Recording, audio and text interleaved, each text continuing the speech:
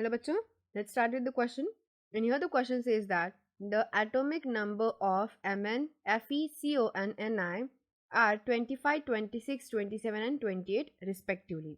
Which of the following outer orbital octahedral complexes have the same number of unpaired electrons? तो अब यहाँ पे question में क्या पूछा गया है? So question is asking about the complexes. Octahedral जो इनके कॉम्प्लेक्स होंगे उनमें कौन से ऐसे कॉम्प्लेक्स है जिनका same number of unpaired electrons present होंगे. तो ये हमें यहाँ पे बताना है. सो बेसिकली यहाँ पे दिए गए हैं हमें manganese, iron, cobalt and nickel. तो इनके सारों के यहाँ पे हमें ये भी दिए गए एटॉमिक नंबर भी प्रेजेंटेड है. ठीक है, तो फर्स्ट ये जो 4 ऑप्शन है ना सारे हमें दिए गए A, B, C and D, उन पूरे कॉम्प्लेक्सेस में हर किसी का जो मतलब ऑक्सीडेशन नंबर है वो क्या क्या है वन बाय वन चेक करते हैं.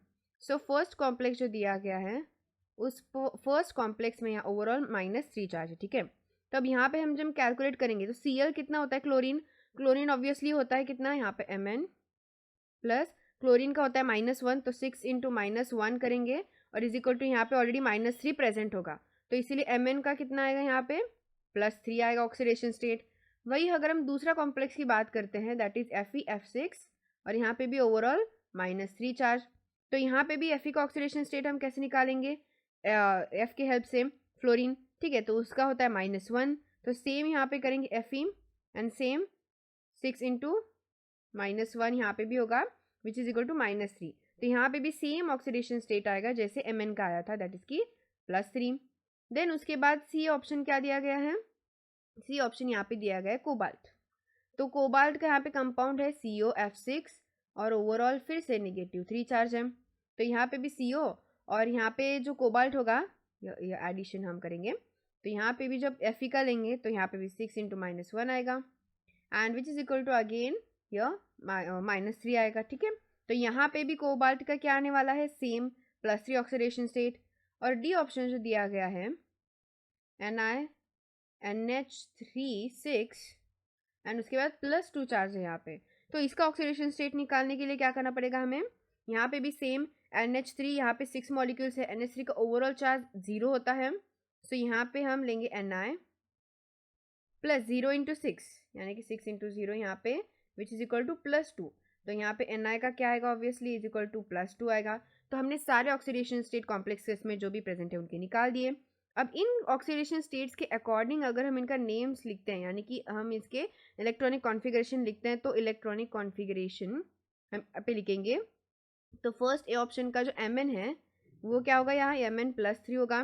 तो Mn+3 का ऑक्सीडेशन स्टेट के अकॉर्डिंग कॉन्फ़िगरेशन कैसा आएगा, फर्स्ट हम आर्गॉन के अकॉर्डिंग यहाँ पे ऑक्सीडेशन स्टेट्स इलेक्ट्रॉनिक कॉन्फ़िगरेशन लिखेंगे. ठीक है, सो आर्गॉन 3d4 फाइन.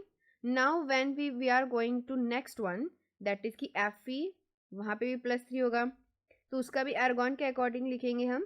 तो यहाँ पे 3d5 आएगा एंड क्योंकि यहाँ पे एटॉमिक नंबर हमें दिए गए हैं उसके अकॉर्डिंग ही हम यहाँ पे इलेक्ट्रॉनिक कॉन्फ़िगरेशन लिख रहे हैं. ठीक है, सो यहाँ पे नेक्स्ट हमें क्या है, कोबाल्ट का है +3 में तो उसका भी आर्गॉन के अकॉर्डिंग, सारों का हम आर्गॉन के अकॉर्डिंग ही लिखेंगे ताकि हमें जो डी ऑर्बिटल है वो कंपेयर करने में ईजी जाएगा.